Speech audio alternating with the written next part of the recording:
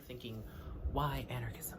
Why anarchism? How anarchism? So much of this has to do with prefigurative politics. I think because you don't necessarily need a membership-based organization in order to organize, that has a lot of anarchist principles attached to it, like initiation, direct action, doing things for yourself, and not allowing or being duped into people regulating your movements, your motions, what you're doing in your daily lives. I think there's so many different struggles that are happening, and the beautiful thing about anarchism is it can like interweave into all of those things. If like grasshoppers were suddenly able to vocalize the things that they needed regarding their own autonomy, I think there are definitely people, should they understand the grasshoppers,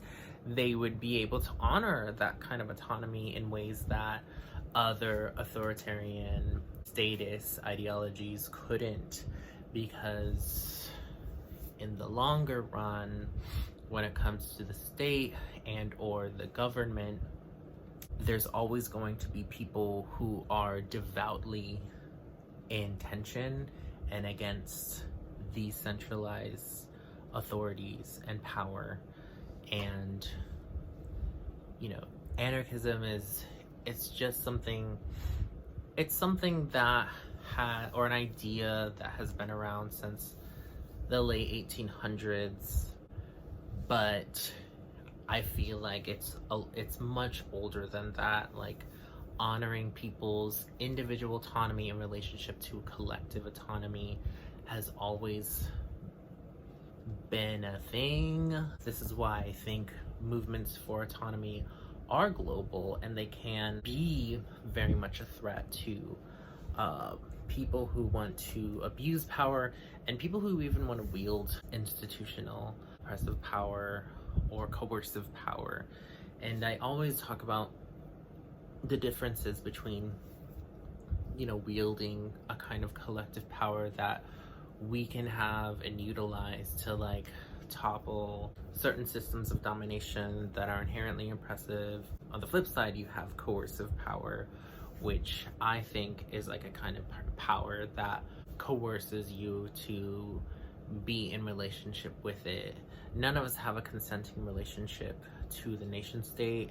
Often when I do workshops with people, like I do these like consent workshops, some of the first questions that I ask are like, what are your initial reactions or your thoughts when you think about your ancestral relationships to nation states? Do you think your ancestors consented to them? Do you currently consent to them? What needs to change? If they did, then they were probably the ones who were reaping the benefits and sat in the positions within the state.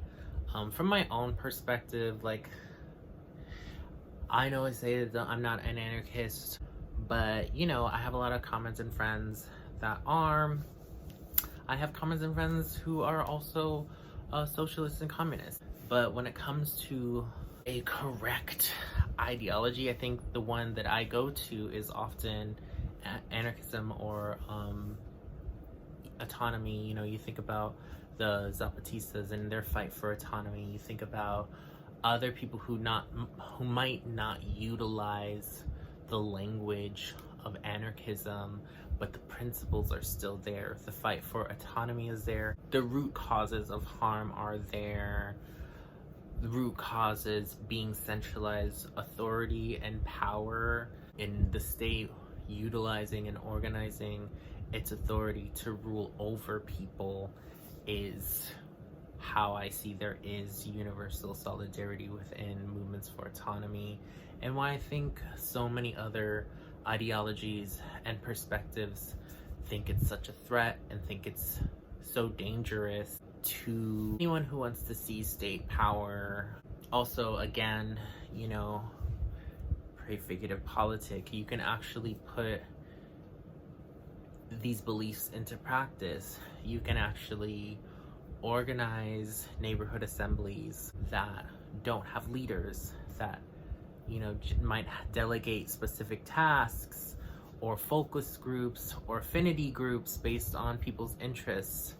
You don't necessarily have to have single hierarchical structures where people become corrupted by said power. And there's just a lot of like political analysis that I feel I started to like once I started thinking anarchist thoughts it started to help me unravel like how many social hierarchies are embedded into the dystopia that we're living in, the kind of like written authorship of law and order that dictates our every waking life, that facilitates our every interaction with money. Yeah, anarchists are essentially like opposed to money and trying to find ways to transform our relationships into something a little more than just these like material exchanges, and having real solidarity and building real community and real connections. And this is where like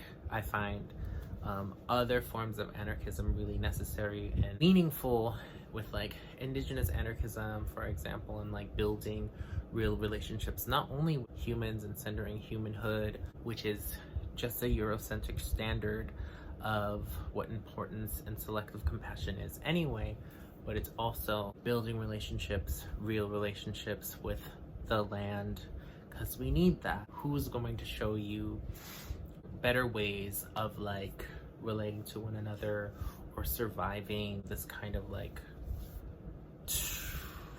disaster capitalism and the devastating effects of industrial civil society than indigenous people who have actually lived through the ending of their worlds, as well as Black people who have lived through continual endings of their worlds for far longer than colonization has existed, predating back to the Arab slave trade.